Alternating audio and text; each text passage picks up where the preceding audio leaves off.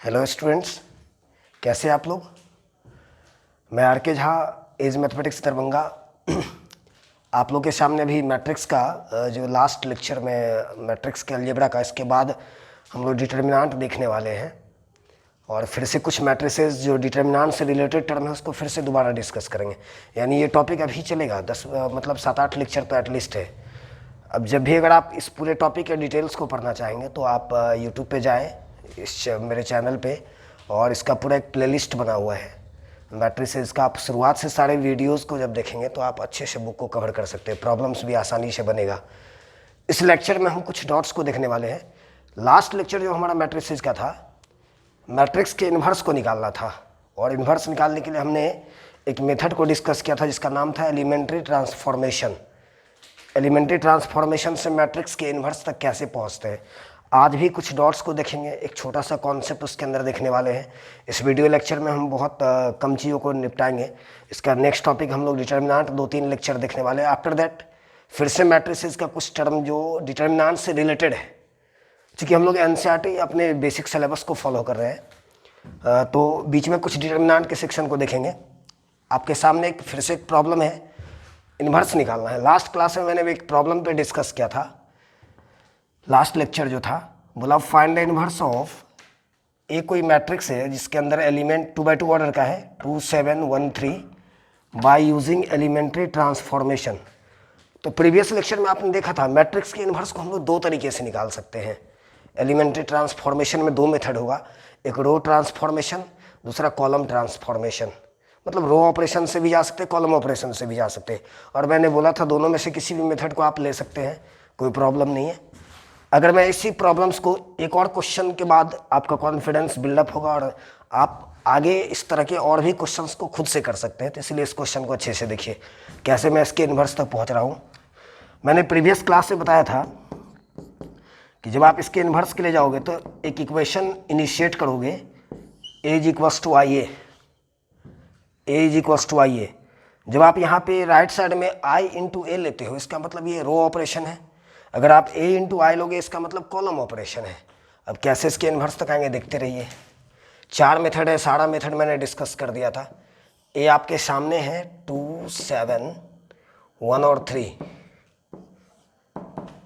आई जानते हैं आप 2x2 ऑर्डर का। अब यहाँ से पता है आपको, जब आप रो ऑपरेशन से जाओगे तो मेथड मैंने डिस्कस किया था कि सबसे पहला काम है इस A11, यानी जहाँ पे आपको 2 दिख रहा है ना उसको 1 करना है हमें। यहाँ पे 1 होना चाहिए, फिर यहाँ 0 होना चाहिए। पहला कॉलम फिनिश होगा, फिर सेकेंड कॉलम में कॉर्नर पे 1 होगा। हर एक कॉलम में पहले 1 फिर 0, ये मैंने डिस्कस किया था लास्ट क्लास में। और जब आप रो ऑपरेशन से जाओगे तो चेंज कॉलम के थ्रू करना पड़ेगा, फर्स्ट कॉलम सेकंड कॉलम। इसमें तो सिर्फ 2 ही कॉलम है। अगर 3x3 ऑर्डर के मैट्रिक्स में आते हैं तो 3 कॉलम बनेगी, 1 0 0 0 1 0 है तो पहले 1 फिर 0 ऊपर नीचे, फिर लास्ट वाला कॉलम भी देखना पड़ेगा। तो यहाँ पे मुझे पता है इसको 1 करना होगा, इसको 1 करना होगा। अब इसको 1 करने के बाद यहाँ 0, फिर यहाँ 1, फिर यहाँ 7 के प्लेस पे 0। अब आपको पता होना चाहिए कि हम लोग 1 और 0 मात्र ये 2 एलिमेंट पे हमें फोकस करना होता है। तो हम लोग कई तरीके से जा सकते हैं, चाहे तो 2 रो को ऐड करें, सब्सट्रैक्ट करें, मतलब 1 कैसे कर देना ये हमें सोचना है। अब मैं यहाँ जो मुझे सबसे आसान मेथड दिखेगा, जैसे अगर मैं इसको 1 करना चाहूँ तो अगर मैं इस दोनों रो को अगर एक्सचेंज कर दूँ, मैंने पहला रूल्स बताया था कि 2 रो के एलिमेंट को या 2 कॉलम के एलिमेंट को, ये तो रो ऑपरेशन है, एक्सचेंज कर सकते हैं, इंटरचेंज कर सकते हैं। यानी अगर आप R2 को यहाँ ले आओ, R1 को यहाँ लेके आ जाओ तो ये 1 यहाँ पहुँच जाएगा। यहाँ मुझे 1 चाहिए तो पहला स्टेप्स हमारा ये होगा, R1 को इंटरचेंज कर देंगे R2 के साथ। या फिर आप ऐसा भी सोच सकते हो कि R1 में से अगर R2 को माइनस कर दूँ, 2 से अगर 1 माइनस कर दूँ तब भी तो 1 हो जा रहा है, कोई प्रॉब्लम नहीं, आपका मेथड डिफरेंट हो सकता है। तो R1 इंटरचेंजिंग टू R2, तो ये सेकेंड रो वाला एलिमेंट ऊपर पहुंच जाएगा 1 3, 2 7 नीचे आ जाएगा। यहाँ भी ये 0 1, यहाँ 1 0। बड़ा आसानी से इंटरचेंज करना बहुत आसान है। फर्स्ट रो को सेकेंड रो के साथ मैंने इंटरचेंज कर दिया, यानी एलिमेंट दोनों एक्सचेंज करने पर यहाँ पे 1 चाहिए था, हो गया। अब आपको पता है इस 1 के बाद सेकेंड जो एलिमेंट 2 है यहाँ पे 0 करना है। पहला कॉलम में 1 के बाद 0, यानी इसको फिनिश करने के बाद फिर सेकेंड कॉलम की तरफ जाएंगे। तो बताइए यहाँ पे 2 है, इस 2 को 1 कैसे करना है, तो इस 1 को माइनस कर दूंगा, सॉरी इसका मैं 2 टाइम्स करके यहाँ माइनस कर दूंगा। यानी R1 वाले एलिमेंट को ऐसे समझिए कि R2 में, ये R2 है सेकेंड रो, R2 में आप माइनस करोगे 2 इंटू R1, यानी R1 वाले एलिमेंट को, इस 1 को अगर 2 से मल्टीप्लाई करूँ तो 2 आ जाएगा, और ये 2 अगर यहाँ आके माइनस हो गया तो 2 माइनस 2 0 हो जा रहा है। यहाँ 0 करना हमें, बस स्टेप बाय स्टेप सोचना है। और मैंने डिस्कस किया भी था, 0 करने के लिए जो आप 1 पहले बदल चुके हैं, 1 आप बना चुके हैं, उस 1 का हेल्प लीजिए और 0 कर दीजिए उस एलिमेंट को। 4 है, 0 करना है तो उस 1 को 4 टाइम्स मल्टीप्लाई कर दूंगा, माइनस कर दूंगा। तो इसका अगर 2 टाइम्स यहाँ पे माइनस करोगे, दुगुना यहाँ ला के माइनस करोगे, तो ये कुछ ऐसा हो जाएगा। इस बार चेंज R2 में हो रहा है सेकेंड रो, तो पहला रो जैसा था वैसा ही रहेगा। इसका डबल अगर यहाँ आके माइनस होगा, इसका डबल यानी 3 का डबल 6, 7 में से अगर माइनस करेंगे तो ये 1 हो जाएगा। सेम काम राइट साइड में भी करना है, दोनों साइड होना चाहिए सेम टर्म, यानी सेम एप्लीकेशन। अगर आप लेफ्ट राइट दोनों करेंगे तो फर्क नहीं पड़ता इस इक्वेशन पे। तो बताइए ये 0 और 1 है, यहाँ पे इसका डबल अगर माइनस कर दूँ, 0 का डबल 0 ही होगा, 1 का डबल 2 होगा, तो 0 में से अगर माइनस करोगे तो -2। आप यहाँ तक आ गए, पहला कॉलम आपने फिनिश कर दिया 1 और 0।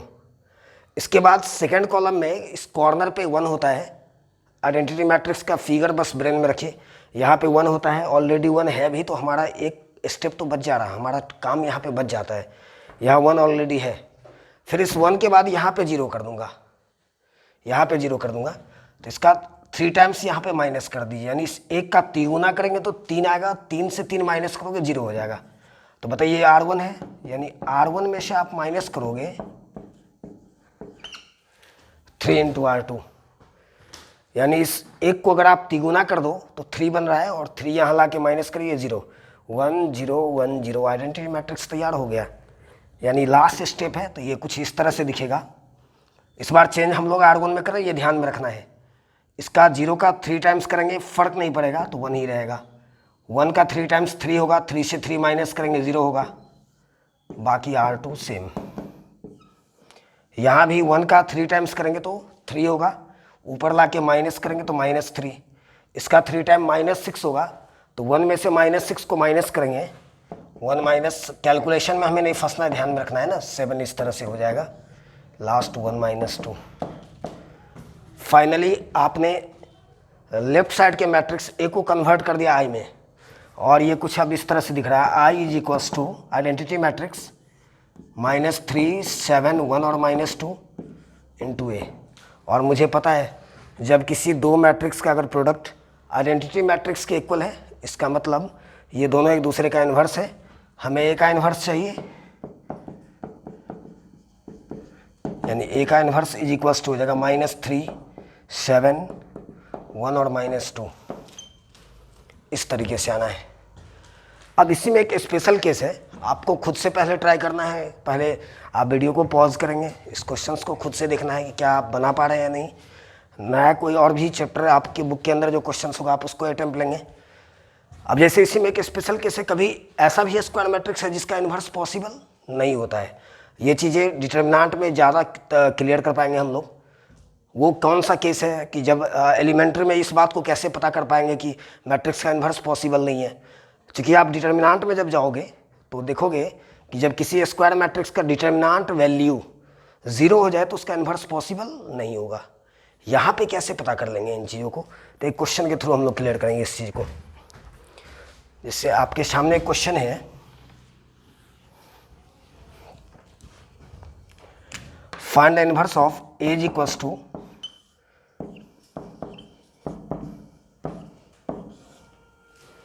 इस मैट्रिक्स का इन्वर्स चाहिए।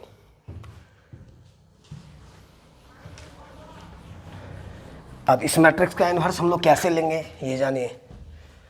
आप डिटर्मिनेंट में इन चीज़ों को बहुत आसानी से क्लियर कर लेंगे।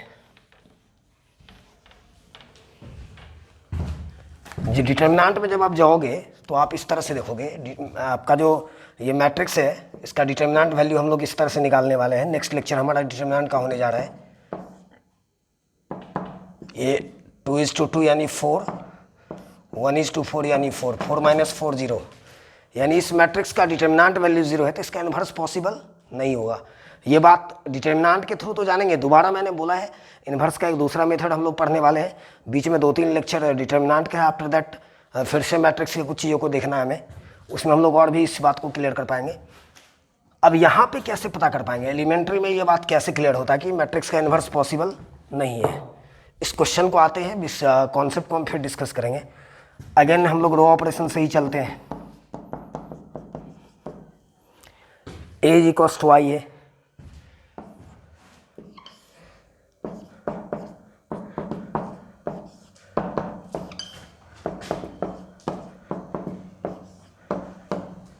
है ना। पहला काम इस कॉर्नर पे 1 करना है हमें, इस यानी फर्स्ट एलिमेंट A11 को 1 करना है।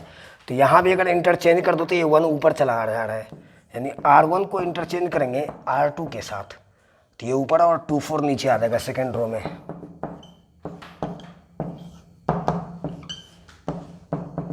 यहाँ भी सेम काम, पहला स्टेप। दूसरा स्टेप इस 1 के बाद हमें इसे 0 करना है, तो इस 1 का दोगुना करेंगे और यहाँ ला के माइनस करेंगे, इस 1 का 2 टाइम्स करके सेकेंड रो से माइनस करना है। यानी आप इस तरह से अप्लाई करोगे R2 = R2 - 2 × R1, यानी सेकेंड रो के कॉरस्पॉन्डिंग एलिमेंट से फर्स्ट रो वाले एलिमेंट का दोगुना करके माइनस करना है, सब्सट्रैक्ट करना है यहाँ 0 करने के लिए। इस 1 का दोगुना 2 आ जाएगा, यहाँ 0 करना है हमें। तो नेक्स्ट स्टेप कुछ इस तरह से दिखेगा,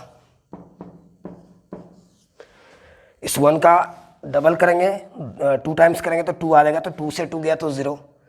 इस 2 का डबल करेंगे 4 हो जाएगा, 4 में से 4 गया तो यहाँ भी 0। सेम काम राइट साइड में भी, इस 0 का डबल करेंगे 0 ही रहेगा, तो 1 से माइनस करना है 1 ही रहेगा। इस 1 का डबल 2 हो जाएगा, तो 0 - 2। यानी अब यहाँ से मैं एक केस देख रहा हूँ, यहाँ मैं एक कॉन्सेप्ट नोट करने वाले हूँ कि जब किसी एलिमेंट्री ट्रांसफॉर्मेशन के दौरान किसी मैट्रिक्स के किसी एक रो या किसी एक कॉलम का अगर सारा एलिमेंट 0 हो जाता है, इसका मतलब मैट्रिक्स का इन्वर्स पॉसिबल नहीं है। ये एलिमेंट्री का थ्योरी है, तो इस बात को यहाँ नोट कर देना हमें। During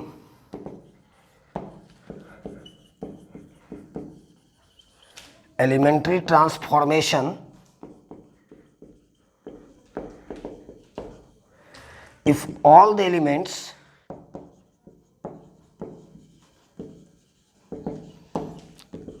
of a row or column are zeros, then inverse does not exist, यानी उस मैट्रिक्स का इन्वर्स एग्जिस्ट नहीं करेगा।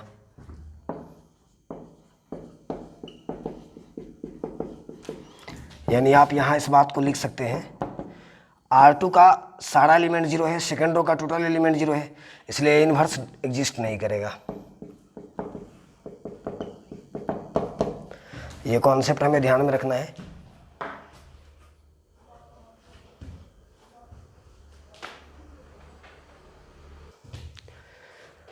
आप इसी तरीके से सारे क्वेश्चंस को कर सकते हैं। आप जाकर के आप प्रॉब्लम्स को अप्रोच करिए। मैट्रिक्स के अलजेब्रा का जितना टॉपिक हमने डिस्कस किया है, प्रीवियस 6 लेक्चर का वीडियो एक प्लेलिस्ट मैट्रिक्स के नाम से बनी होगी इस चैनल के ऊपर, वहाँ आपको देखना है। और सारे वीडियोस को शुरुआत से जब आप स्टडी करेंगे तो टॉपिक कवर हो जाएगा।